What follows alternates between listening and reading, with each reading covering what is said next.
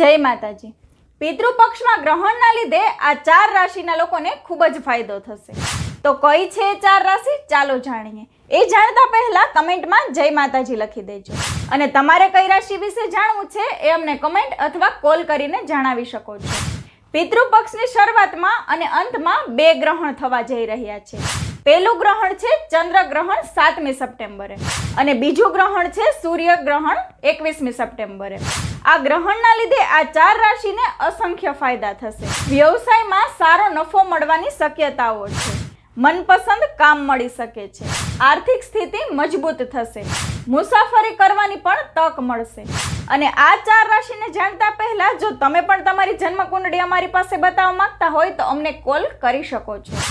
એમાં પહેલી રાશિ છે મેષ રાશિ, બીજી છે તુલા રાશિ, ત્રીજી છે ધન રાશિ અને ચોથી છે મીન રાશિ। તો આ વિડીયોને આ 4 રાશિના લોકો સાથે અવશ્ય શેર કરજો। જય માતાજી।